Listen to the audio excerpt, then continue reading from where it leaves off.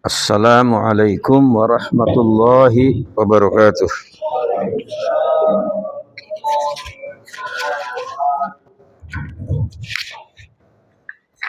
Alhamdulillahi rabbil alamin wa bihi nasta'in ala umurid dunya waddin wal aqibatu lil muttaqin wa la udwana illa 'alal zalimin. Asyhadu an la ilaha illallah wahdahu la syarika lah wa asyhadu anna Muhammadan abduhu wa rasuluh. Allahumma salli wa sallim ala hadzal nabiyyil karim sayyidina wa maulana Muhammad wa ala alihi wa ashabihi wa tabi'in wa man tabi'ahum bi ihsanin ila yaumiddin, amma ba'd. Bapak-bapak, para jamaah yang kami cintai, alhamdulillah pagi hari ini kita dapat melaksanakan sholat subuh berjamaah, dilanjutkan dengan kajian kitab Al-Yaqutu wal Marjan fil Ahaditsin Nabawiyah was-Sahihah. Ya, kitab-kitab hadis sahih yang berkaitan dengan kalam atau perkataan, perbuatan dan takrir dari Nabi sallallahu alaihi wasallam. Kita masuki hadis ke-58. Hadis Abi Musa. Hadis dari Abi Musa radhiyallahu anhu, semoga Allah meridainya. Waji'a Abu Musa waja'an syadidan. Abu Musa menderita sakit yang berat, panas. Waja'an itu sakit panas. Fahusyya alaihi, sehingga beliau tidak sadar. Wa ra'suhu fi hajri imra'atin, sedangkan kepalanya dipangku di atas paha seorang perempuan min ahlihi, dari ahlinya, istri atau mungkin anaknya, ya. Falam yastati an yurudda 'alaiha syai'an, dan beliau tidak lagi bisa merespon sesuatu apapun. Kalau nggak sadar, nggak bisa merespon. Falamma afaqo, maka tatkala dia sadar kembali, qala, dia berkata, ana bariun, aku berlepas diri, mimman bari'a Rasulullah sallallahu alaihi wasallam, dari apa yang Rasulullah melepaskan diri.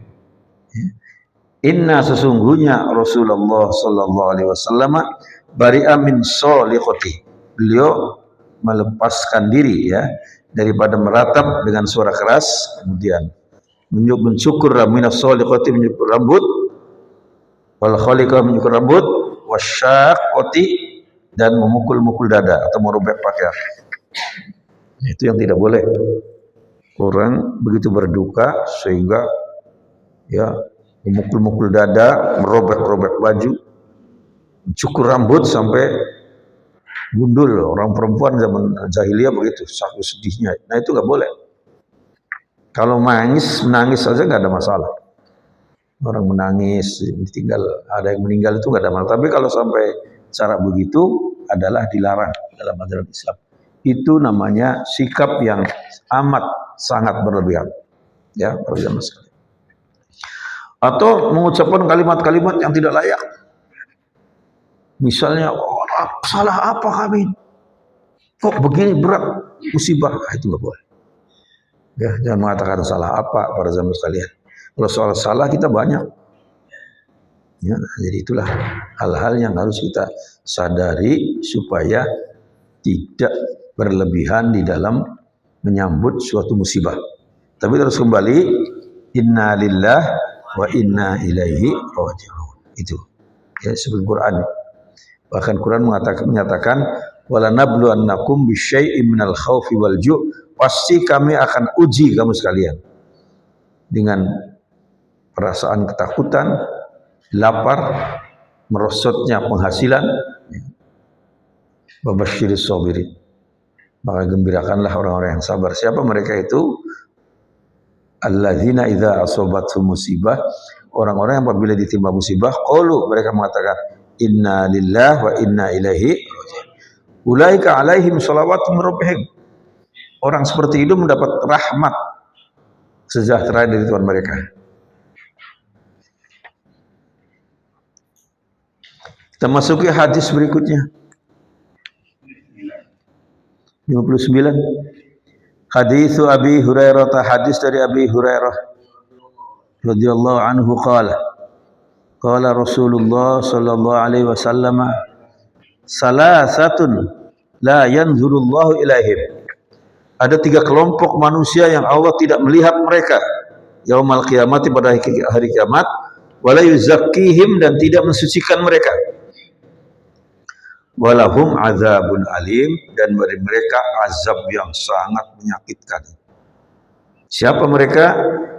Rajulun kana lahu fadlu ma'in bittariqi famanahu min ibni sabil. Orang yang memiliki air, ya, kelebihan air, ya, banyak orang yang berjalan, ya, tariq, berjalan, kemudian dia menolak pada saat orang lain meminta air itu. Air itu di Arab itu sangat penting, bisa lebih berharga dari emas. Pada saat air nggak ada, segelas air lebih mahal dari emas. Karena apa? Kalau orang nggak pakai emas nggak mati, tapi kalau nggak minum mati. Nah ini orang punya kelebihan air yang banyak, tapi ada orang yang membutuhkan, dia tidak memberikan. Ini orang dilaknat oleh Allah.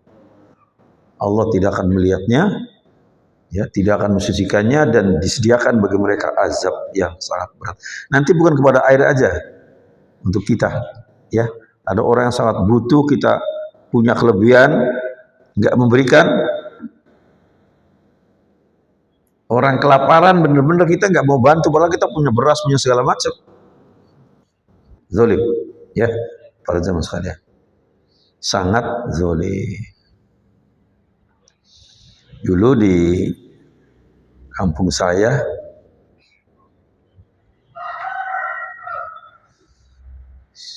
pulang sekolah. Dulu itu kalau habis zuhur kita pulang sekolah. Tetangga anaknya nangis. 3 anak. Dia 4 rumah dari rumah saya. Jadi ibu saya katakan, coba itu kamu lihat, katanya, kenapa nangis saja anaknya. Begitu kita ke sana, para jamaah sekalian, dia mengatakan, ini kita nggak punya makanan apa-apa. Mereka lapar. Saya sampaikan ke ibu saya. Ibu saya kirim, kasih. Padahal ibu saya nggak punya banyak persediaan beras, enggak, tapi masih ada lebihan, ya, kirim. Nah, para jamaah sekalian, inilah Islam mendidik kita untuk peduli pada sesama. Adalah kezaliman kalau kita bisa bantu, lalu ada orang yang sangat membutuhkan, kita tidak membantu, itu kezaliman.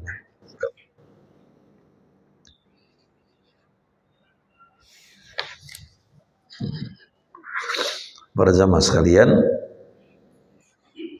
saya sering melaksanakan korban di madrasah saya nih. Ada madrasah sanawiyah dan madrasah dan SMK. Waktu saya mengadakan korban di situ, para jamaah sekalian, saya sediakan beras juga, daging korban dengan beras 2 kilogram. Mengapa ini? Saya mengalami dulu, ya, dapat bagian daging korban, nggak punya beras. Bayangkan betapa sedihnya, dapat daging korban, nggak punya beras. Jadi saya ingat itu ada pagi-pagi.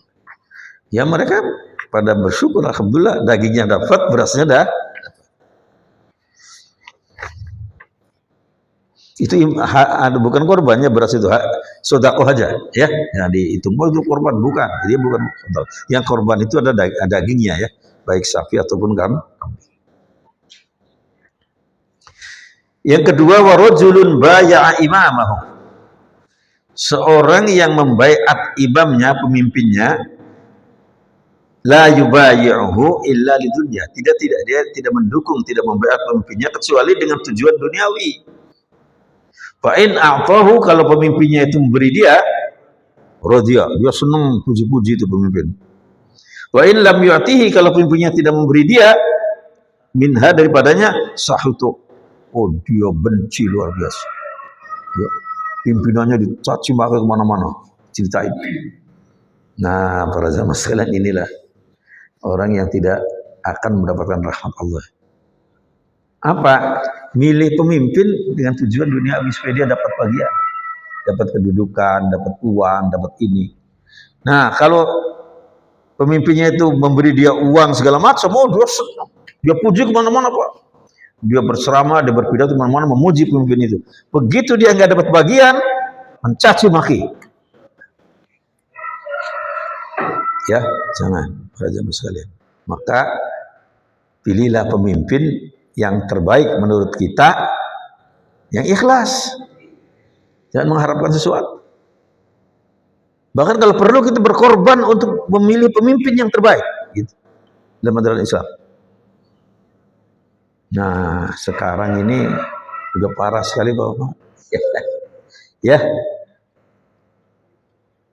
Akhirnya terpilihlah pemimpin-pemimpin ya dengan itu tadi. Diemeng-emengi. Kemudian jadilah banyak pemimpin-pemimpin yang tidak berkualitas. Ijazahnya rendah sekali. Ya. Ininya rendah. Karena apa? Karena dia ada yang modali. Nah, dari pemimpin seperti ini kita berharap apa para saudara? Ya, di sini diingatkan kita di hadis ini, Pak. Jangan. Pilihlah pemimpin yang terbaik. Setiap pemimpin yang dia naik ke atas dengan dana yang besar, begitu dia jadi, apa yang pertama kali dia lakukan, Pak? Hah? Modal dulu. Iya kan? Itu pertama kalinya modalnya dia ingin kembali dulu. Nah, inilah akibatnya, ya. Parahnya. Jadi ini diingatkan oleh Rasulullah, kita memilih pemimpin, pilihlah yang terbaik. Bagaimana? Ya menurut kita, yang kita yakini. Ya.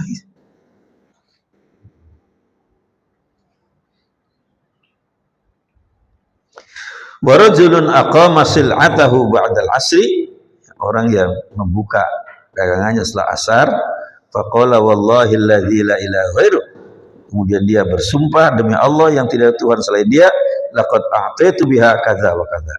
Dia berdagang di sore hari. Kenapa sore hari? Karena kan mau cepat selesai. Ya. Kemudian dia bersumpah, ini harganya murah, ini harga, ya, sehingga orang banyak tertipu. Begitu dia sudah menipu, maghrib kan, kabur udah. Ya, itu yang tidak dirahmati oleh Allah. Menipu dalam hal jual beli. Ya, dengan bersumpah.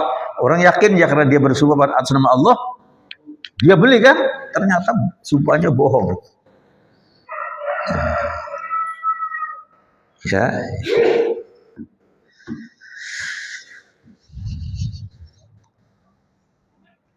Ya. Jadi ada yang orang-orang yang bersumpah mengatasnamakan Allah dengan tujuan samanan qalila, harga yang kecil aja. Hanya karena kedudukan, ya, jadi apa? Dia bersumpah yang mengatasnamakan Allah, kemudian dia berkata atau bersaksi palsu. Itu sangat tercela.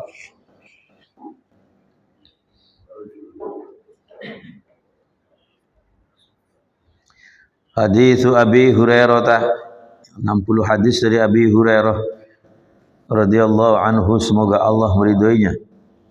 Anin Nabi, dari Nabi sallallahu alaihi wasallam qala, man taradda min jabalin faqatala nafsahu fa huwa fi nari jahannam. Barang siapa yang menjatuhkan diri dari gunung, faqatala nafsahu, kemudian dia membunuh diri dengan loncat dari gunung, fa huwa fi nari jahannam, maka orang itu akan berada di neraka jahanam. Yataradda fihi khalidan mukhallada fiha abada. Dia akan kekal di neraka dan terulang terus itu. Dia menjatuhkan diri dari puncak gunung itu ke bawah, diulang terus di neraka berkali-kali terus selama-lamanya ya. Mukhalladan fiha abada. Masya Allah. Wa man tahassa suman, dan barang siapa yang meminum racun, faqatala nafsahu, kemudian dia membunuh dirinya, fasummuhu fi yadihi, maka racunnya itu ada di tangannya, yatakhassahu fi nari jahannam, terus menerus jadi neraka itu, minum lagi, terkapar lagi, minum lagi, terkapar lagi. Khalidan mukhallada, khalidan selamanya, mukhallada selama-lamanya, fiha di dalam neraka, abadan juga selamanya. Jadi diulang terus Pak, dia minum racun itu dia nanti di neraka.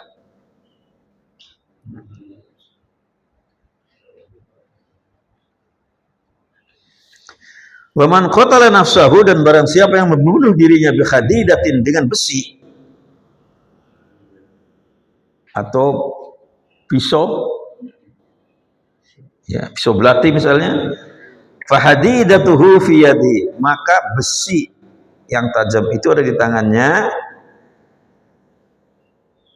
yaja'u biha fi batnihi, ditusuk dalam perutnya, fi nari jahannam, di neraka jahannam selamanya. Diulang lagi Pak, tusukan dia, tusuk, diulang lagi, terus menerus neraka jahannam.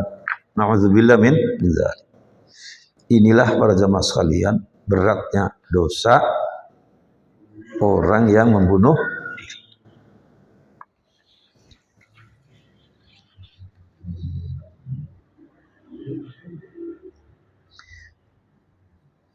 Jadi para jamaah sekalian,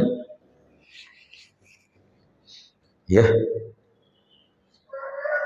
bunuh diri itu sangat berat. Dan jangan sekali-kali kita tertipu dengan melakukan perbuatan tercela. Itu akan menjerumuskan kita. Sering bisikan setan itu, udah lakukan aja, nanti kamu tobat. Nah gitu. Gampang tobat. Ini Pak, bahaya. Akhirnya lakukanlah perbuatan tercela, terjerumus selamanya.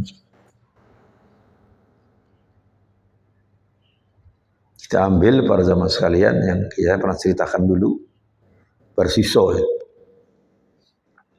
Orang yang sangat alim, ya, punya tempat pendidikan yang luas, muridnya banyak.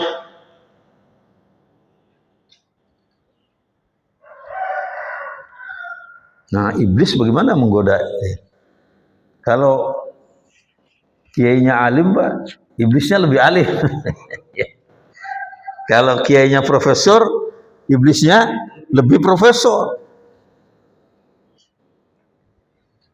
Gimana dia menjerumuskan para jamaah sekalian? Dia hadir di situ, pesantrennya dia, sembahyang terus, nggak berhenti, nggak ke kamar mandi, nggak tidur, nggak itu. Nah, dia, ya saya dianggap ulama besar kok, nggak bisa seperti ini. Harus mandi, harus kamar mandi, harus makan, harus tidur kan? Tanya dia, Bung, kamu ini bisa hebat ini bagaimana ini? Ya, saya dulu lebih parah dari kamu katanya. Cuma saya pernah melanggar larangan Allah, kemudian saya bertobat. Ini jadi begini katanya. Itu. Kaget Pak. Hah? Nah, iya, salah satu aja gitu.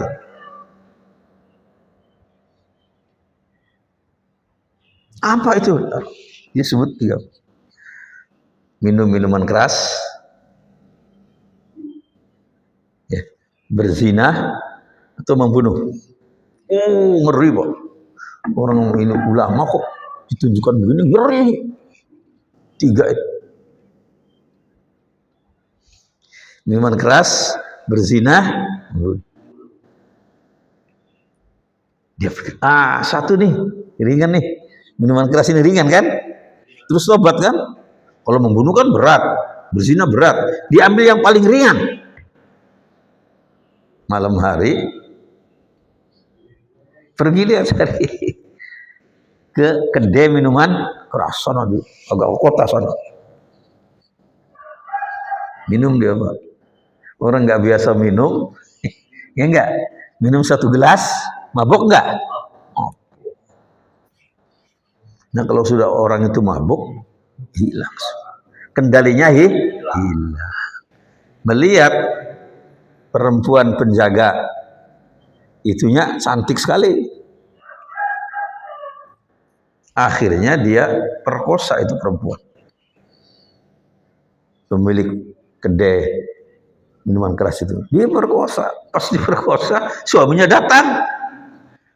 Ngeri ini kalau ketahuan nanti. Akhirnya suaminya dibunuh. Lihat apa? Dari 1 sampai 3. Ditangkaplah dia rame-rame. Oh, ini penjahat, memperkosa, membunuh. Orang kaget semua. Ini dulu ulama.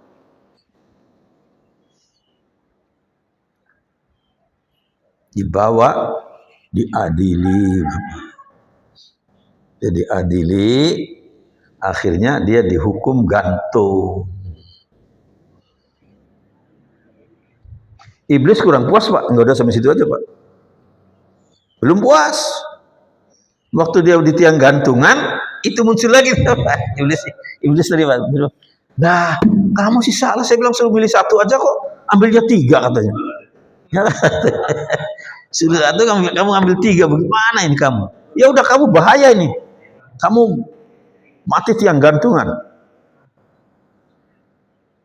Kamu mau saya tolong nggak? Oh mau. Masih ingin pertolongan ini Mas saya. Apa cara? Kamu menyembah aku. Akhirnya orang itu menyembah iblis. Pas gantungan, ya. Akhir hayatnya menyembah iblis, bayangkan Bapak. Mengerikan. Mengapa? Karena dia ada kekurang hati-hatian ulama ini satu. Mengapa dia percaya kok orang nggak tidur, nggak makan? Kenapa dia percaya? Ini kesalahan dia di situ, Pak. Harusnya curiga, kenapa ini? Gak mungkin dong, kan gitu ya, secara agama. Nah itu. Nah jadi iblis itu menggoda orang sama seperti itu Pak. Baru puas nih. Akhir hayatnya menyembah iblis. Na'udzubillah. Nah itu contoh aja Pak. Ya jadi jangan sampai kita, pokoknya jangan melangkah kepada larangan Allah, pasti celaka. Itu aja kesimpulannya. Ya, jangan langkah kepada pasti celaka.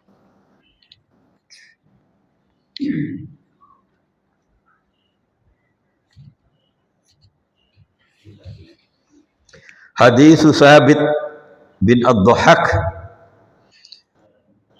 wa kana min ashabis syajarati. Ya ini adalah termasuk orang yang berjanji ya di bawah pohon untuk setia berjuang bersama Nabi. Bai'atur Ridwan namanya. Anna Rasulullah SAW qala man khalafa ala millatin ghairil islami, barang siapa yang berbaiat atas agama selain Islam, bahwa kama qala, maka orang itu seperti yang dia katakan. Orang menyatakan dirinya sebagai seorang Nasrani. Saya ya Nasrani. Yes, jadi Nasrani beneran. Saya Yahudi. Dia Yahudi beneran. Nama itu di sini nggak boleh main-main. Ya maka saya ikut mengecam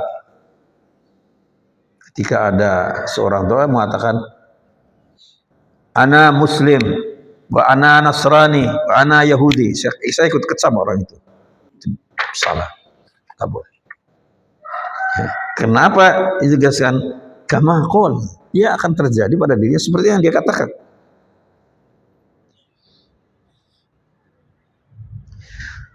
Walaysa ala ibni Adam nazrun fi ma la yam.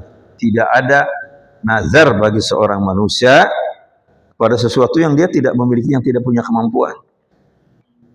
Ya. Nazar akan memberi makan orang sekampung. Nah, itu mencelakakan diri sendiri, nggak akan mampu ya. Ya. Nabi Sulaiman aja yang kaya raya, Bapak pernah minta izin pada Allah. Allah beri saya izin untuk memberi makan makhlukmu.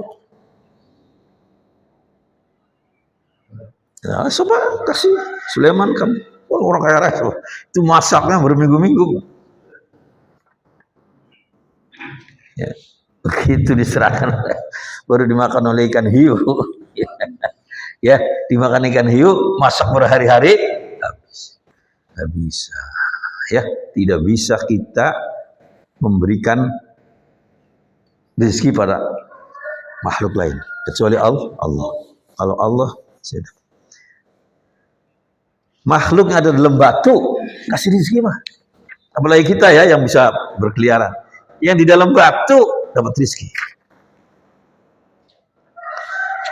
Pernah ingat nggak dulu di jalan kita ini sana? Lontar. Ada ditemukan ular besar, panjang. Masih ingat nggak? Kan sekarang got kan ditutup. Di situ Pak. Ular besar, panjang. Dari mana dia itu makannya? Datang sendiri. Ya. Tikus. Nggak kemana-mana, dia diam aja. Ada ayam lewat. Kemudian ketahuan orang ribut, Bapak. Akhirnya dibawa ke Ragunan ya.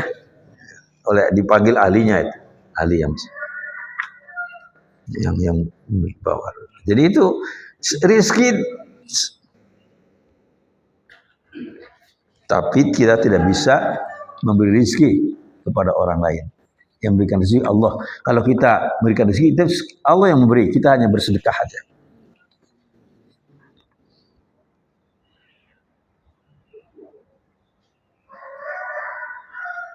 Nah maka pada zaman sekalian, jangan kita sering bernazar, Pak. Berbahaya itu.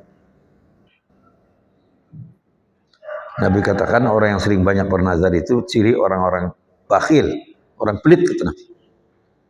Dia mau bersedekah kalau dapat sesuatu kan? Kalau tender saya menang, jadi sedekahnya karena ada sesuatu. Nah itu nggak baik.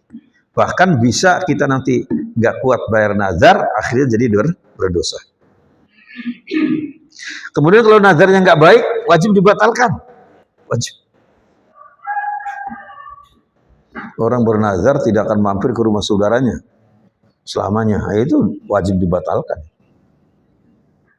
Ya, dibatalkan.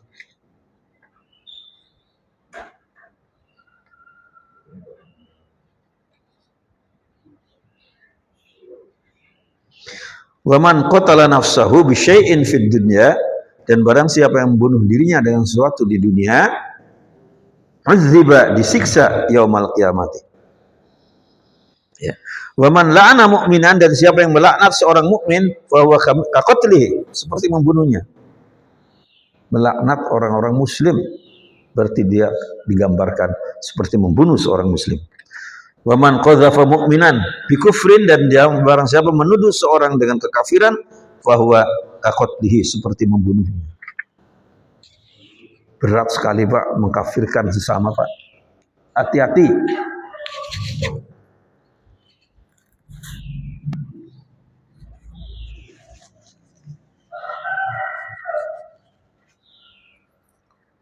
Nah, saudara-saudara kita dari kaum kalangan tekstualis, pemahaman agamanya itu teksnya saja, tidak secara jiwanya, sering mengkafir-kafirkan sesama muslim. Itu bahaya sekali. Kembali pada dirinya. Maka bagaimana pandangan Ahlussunnah wal Jamaah? Kalau orang itu mengucapkan syahadat, dia muslim. Soal urusan main itu dosa, itu urusan dia pribadi. Tapi kalau dia bersyahadat, dia muslim. Itu pegangan Ahlussunnah wal Jamaah kita. Jangan berani-berani kita mengkafirkan orang lain. Ya, Pak. Ini mudah sekali, Pak. Mengkafirkan, musyrik dulu. Jangan. Ya, ini berat sekali.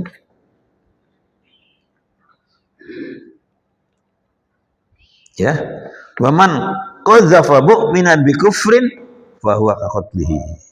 Siapa yang menuduh seorang mukmin dengan sebutan dituduh sebagai kafir, maka sama dengan dia itu membunuh orang tersebut.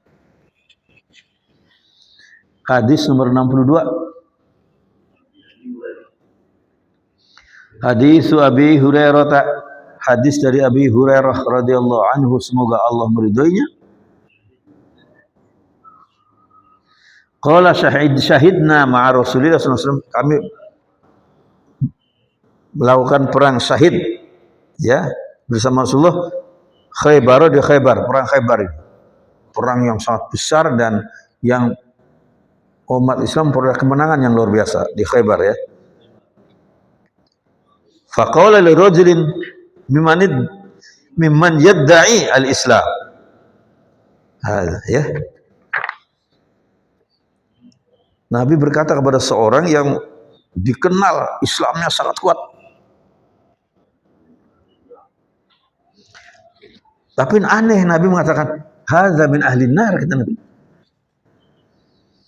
Ini ahli neraka.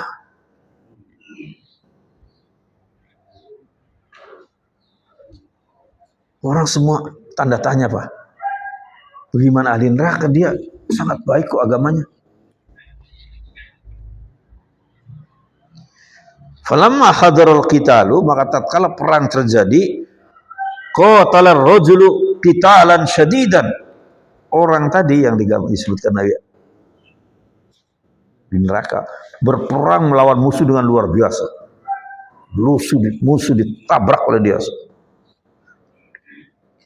Nah, fa asabathu jirohatun. Dalam perang itu dia tertimpa luka di dalam dirinya.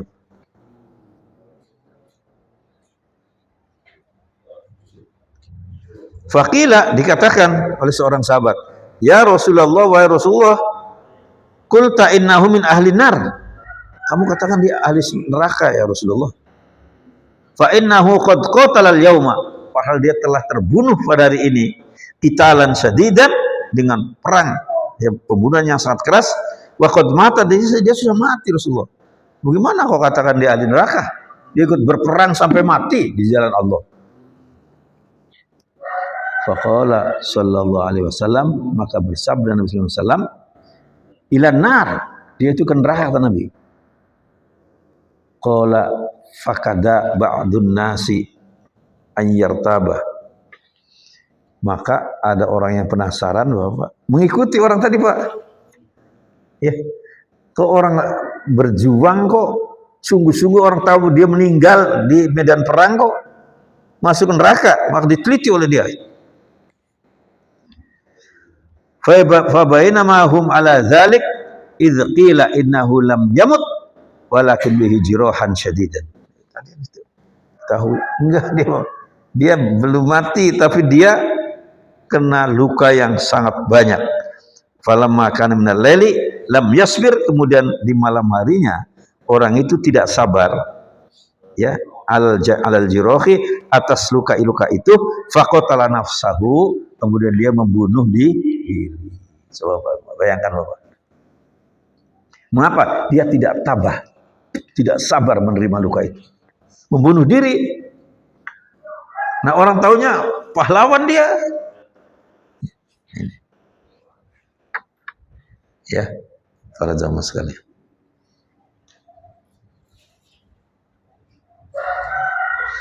Fa ukhbirun Nabi, maka diberitakan pada Nabi sallallahu alaihi wasallam bidzalika.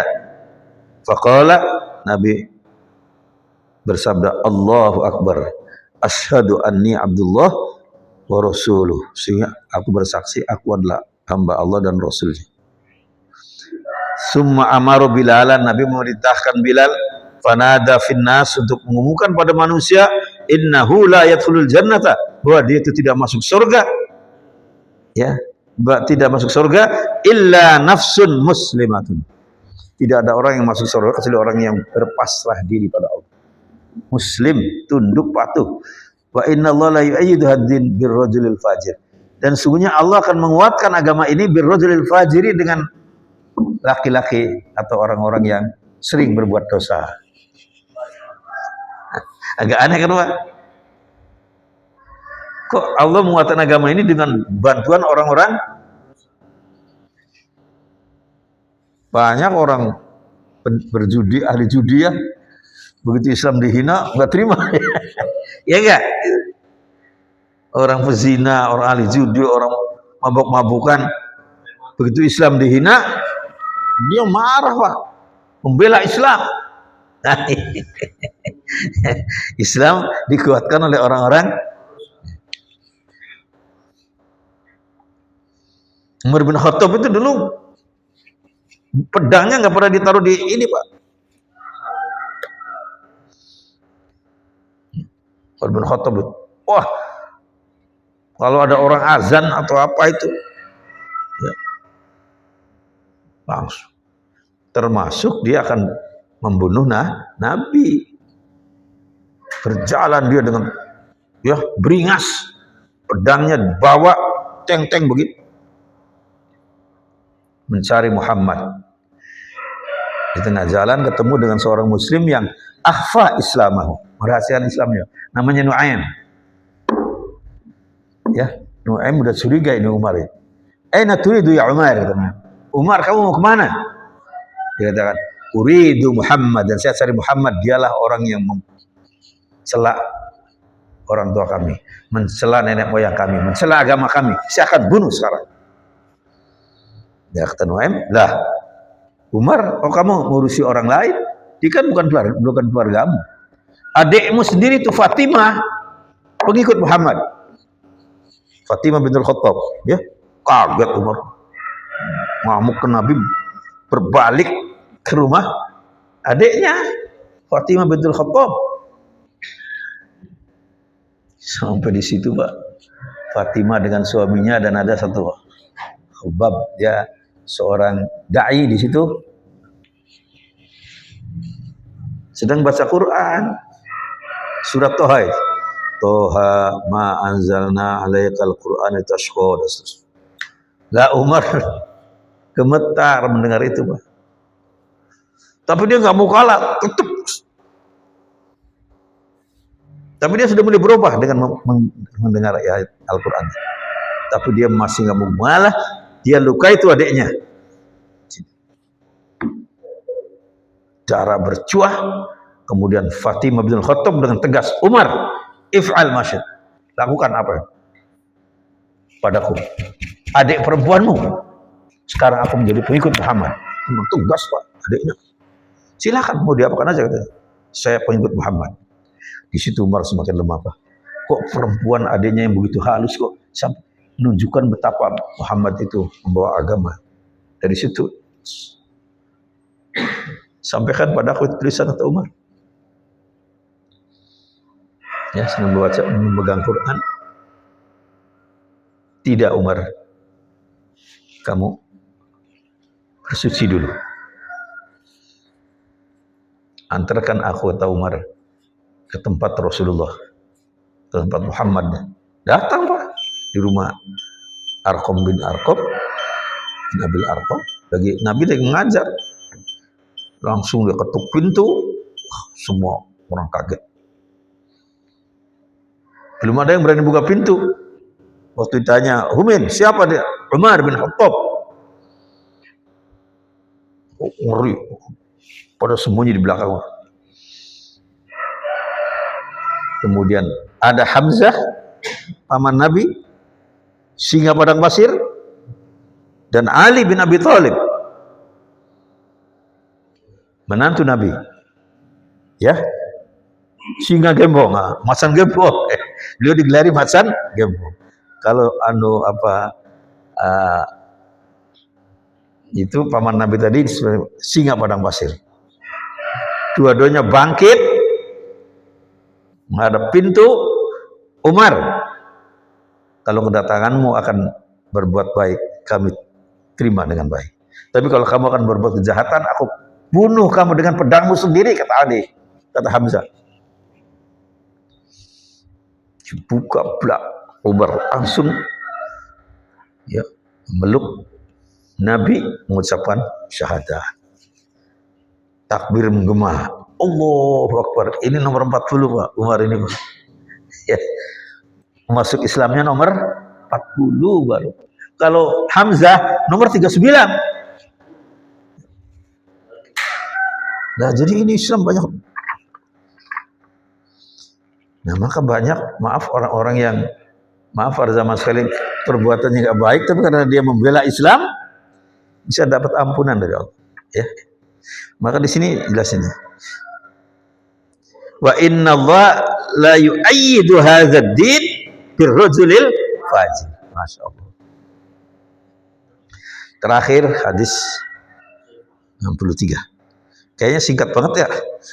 Hadis Hudzaifah, hadis dari Hudzaifah radhiyallahu anhu qala, sami'tu an-nabiyya sallallahu alaihi wasallam yaqul, la yadkhulul jannata qattatun. Orang yang ahli mengadu, tidak masuk surga orang yang sering mengadu domba, memecah persatuan, menimbulkan fitnah sama kita. Itu yang berbahaya Pak, yang menjadikan kita sering ribut itu karena ada kelompok-kelompok begini. Tetap, ya. Pada zaman sekalian ini yang bisa kita kaji. Insya Allah kita lanjutkan pada kesempatan lain. Kalau ada pertanyaan silakan, masih ada waktu sedikit lagi. Baik, kalau nggak ada kita anggap cukup. Mudah-mudahan bermanfaat. Masih nomor. Baik, kita akhiri dengan baca hamdalah. Alhamdulillah. Wassalamualaikum warahmatullahi wabarakatuh.